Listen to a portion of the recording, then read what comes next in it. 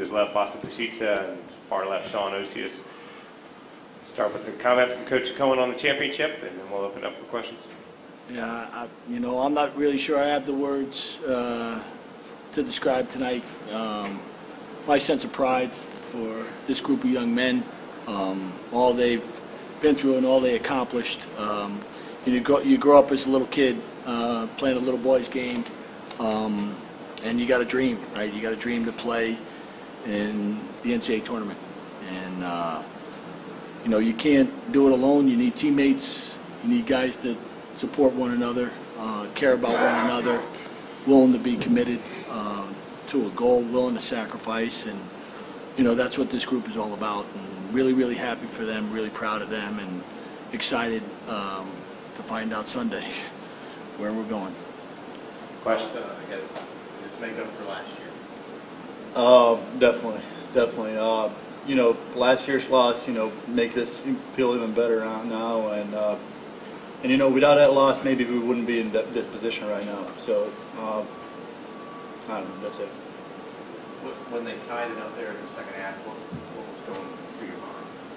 Nothing. I mean, personally, me, I knew that I haven't played a good game until that point. So I just wanted to pick it up, and I didn't want to go out with a bad performance and we lost. So just started shooting, and some threes started falling. Everybody was involved. Especially in the first half with me on the bench. It's a complete team effort. So why do you say that this may not have happened without last year's loss? What did last year's loss do for you? I think it motivated at least me, but I know for other guys, Sean as well, to work harder over the summer, and it gave us a huge experience. Being in that championship game, I think that means a lot. For Hofstra, were in that championship game before, and I think that today we had a little more cool, and in those moments we were able to, go back to what we did before in the first half and take the lead again. So. When they came back and tied it and things got close, it seemed like the ball sort of gravitated toward you. Was that something you were conscious of, or how did that come to be, and how did you respond to that? I just try to play my game. I think I can do different things on the court. Today I had no assists, had turnovers, no rebounds, but my shot was falling. So I don't really think about it that way. I'm just trying to go out there and play.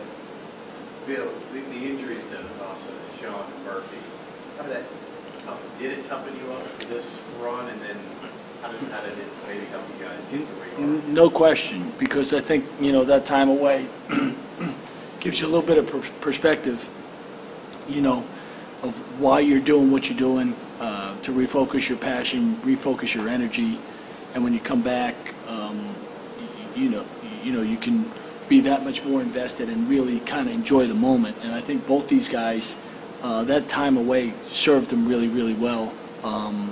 I know talking to Sean before the tournament, there was some question whether he could even play, whether he was ready. And when he came to me and looked me in the eye and said, "Hey, I'm ready to go," I knew I could trust that. And I think that was, pretty much because he had spent much time away and missed so much, and he was missing the game, he was missing competing, he was missing being with his teammates, and he understood what this moment could mean for him. And just so happy for both these guys that they overcame the adversity and, essentially willed us to victory.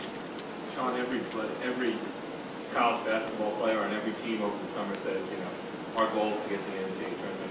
What does it mean right now for you knowing that you guys are? It means everything. It's been a 2-year or 1-year wait ever since that loss last year to getting back to this moment and redeeming ourselves. So this means the world to everybody, our families, people back home, the school of Northeastern, teammates, everybody. So we're just happy and ecstatic that we were able to pull it off and hopefully, do some more things in the tournament. But we're going to enjoy this tonight. Does it matter to either Vasa or Sean who you guys are matched up with? No. Never.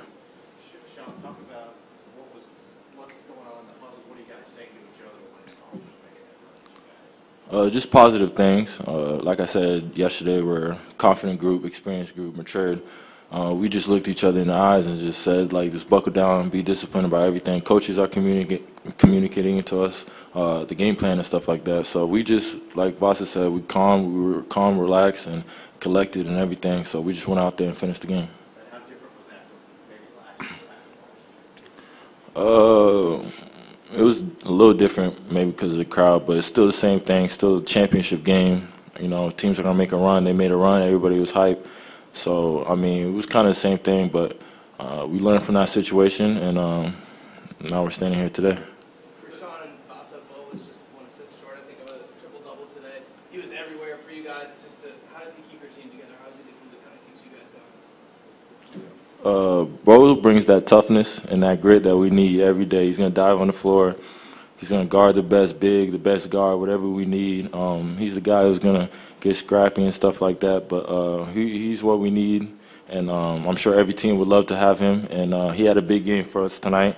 Yeah, he was 1 assist shy from a triple-double. I wish he would have got it, but I mean, he did everything. He was all over the place, and yeah. Bill, it took Wright Foreman a while to get going. What was your plan for him coming in?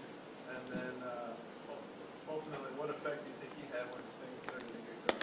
Well, he's you know, obviously a terrific player. He's a terrific scorer. He's hard to manage on the defensive end. He's got great ball handling skills. He's got the ability to create fouls and angle his body and finish tough shots in the lane.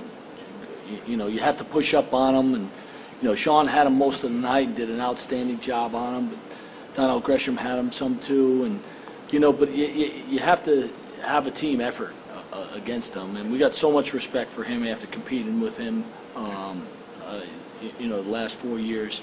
I think guys like that make our players better. And I know Sean was excited to compete against him and make sure that, you know, he was prepared as he could be to the challenge. Because when you're playing a guy like that, you know, he's one of the top players in the nation. And when you play against guys like that, you get better.